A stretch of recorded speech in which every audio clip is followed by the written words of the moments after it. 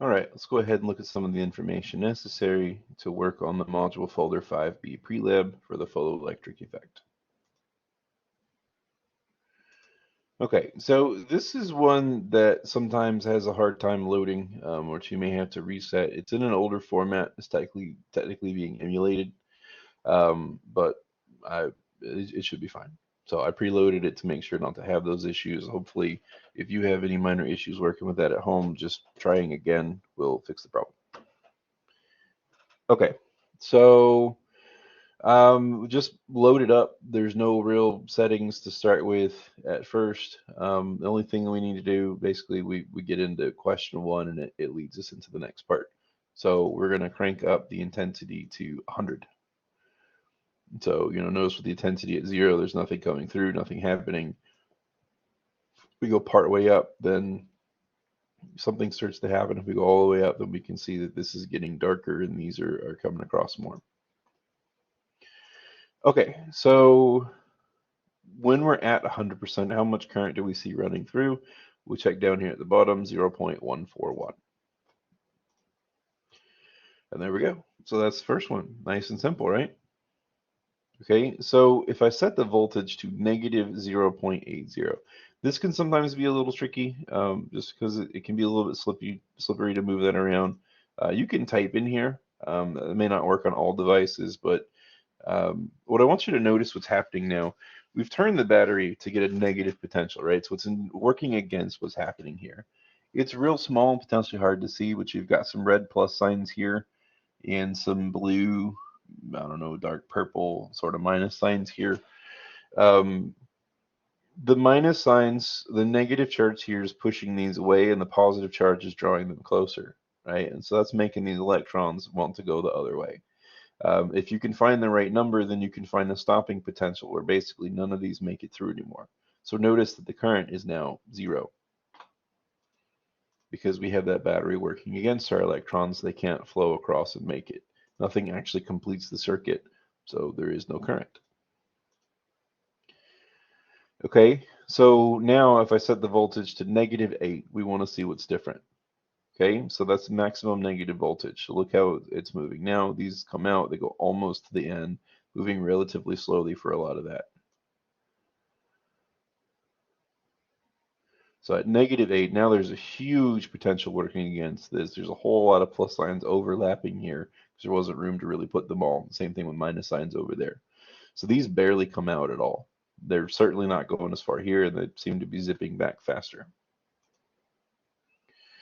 So the current didn't decrease because it was 0 before and it's 0 again. It's not true that nothing changes. It's certainly not true that the current increases. The literal answer is that the electrons don't make it as far. Sometimes the really obvious answer feels like a trap, but here it's really just meant to be an obvious answer. The electrons really just don't make it as far. Okay, now maybe we can fix that, right? So right now we're not getting any current, but if we start to change the wavelength, maybe we can eventually produce current.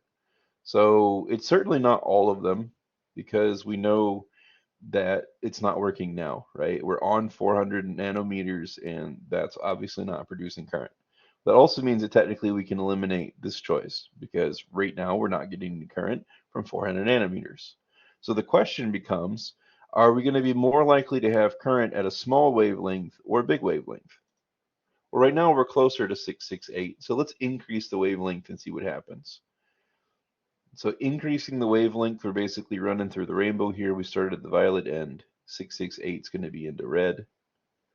And there's even less. There may be nothing popping out now. So a bigger wavelength, as it turns out, is a smaller frequency, and it's frequency that's more related to energy. So a bigger wavelength is actually going to work against us here. We want a smaller wavelength. So notice we go back to purple, we start to see stuff happening again. If we go into ultraviolet, right, think beyond violet, then these are getting more energetic, right? Smaller wavelength, but higher frequency. These have more energy kicking out now.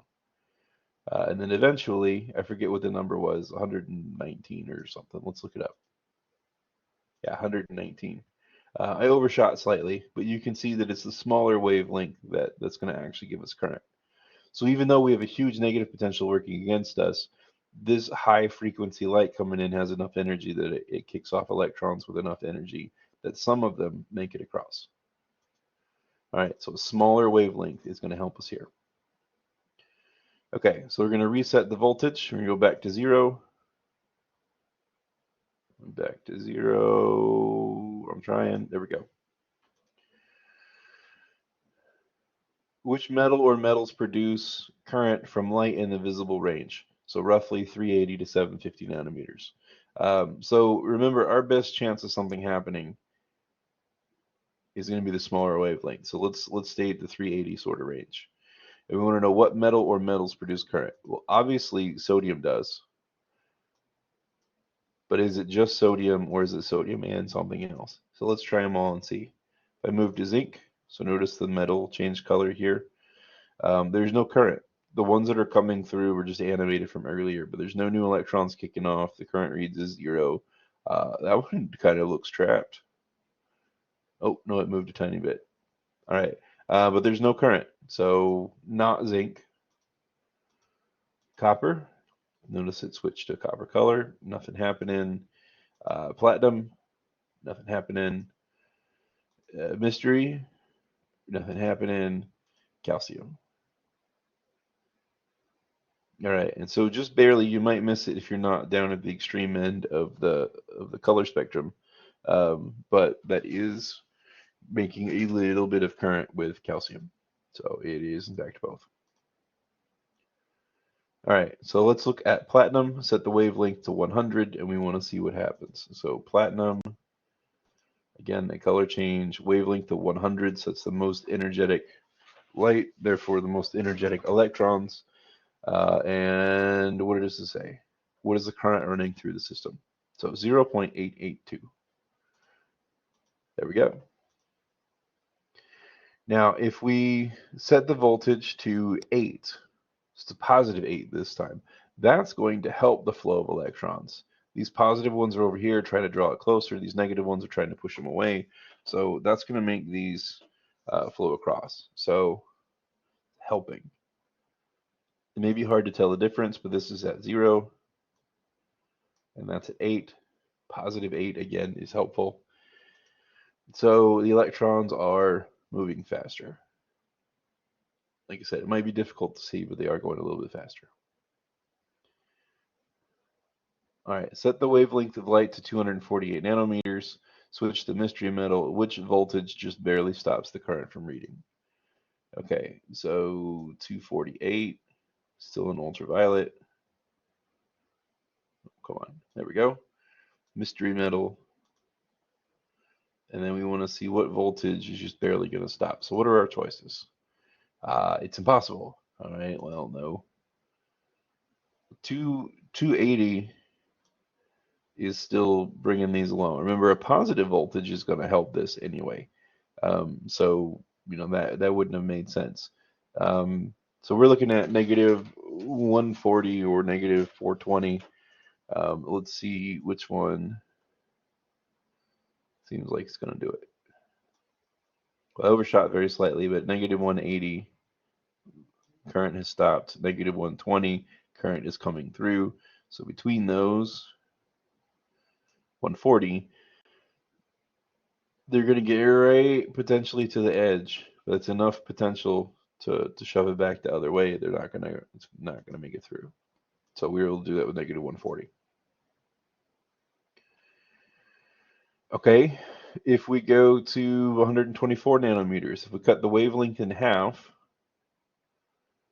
so notice that the light's more energetic. We can't see it, you know, we can't see ultraviolet, but we can't see anything different really in the simulation here on the light part, but we can see that the electrons are now flowing. Okay, so we have current. Which voltage just barely stops the current from reading? Well, look, positive voltages would help them. Negative 140 isn't stopping anything because that's what it was on from before. So it seems like it's going to have to be negative 640, which is almost full negative voltage. So notice I'm not quite there yet, but some of these are getting turned around. Some are still making it through. 6, again, similar, but finally at 640. Negative 640 is trying to shove that back around the other way. It's working against the flow here, and nothing officially makes it through. So a bigger negative voltage is going to work harder against the flow of electrons there. So hopefully that makes sense. A positive voltage would not have made sense because it would have helped them to flow faster. Okay, then set the voltage to -8 for the mystery metal. So we're already here. Just going to go ahead and minimize that or maximize it in the negative direction, depending on how you want to look at that. And I want to see if any wavelength at all is going to make current. Well, remember, naively, you might think, okay, I want a bigger wavelength. A bigger number should make a bigger answer. But we want to remember that wavelength and frequency are inversely related. When wavelength goes up, frequency goes down, and it's frequency that's more in tune with energy. So I actually want a smaller wavelength. Is there eventually a number that will give me current? So look, 105, got to 105, and just barely a few of them are randomly making it through.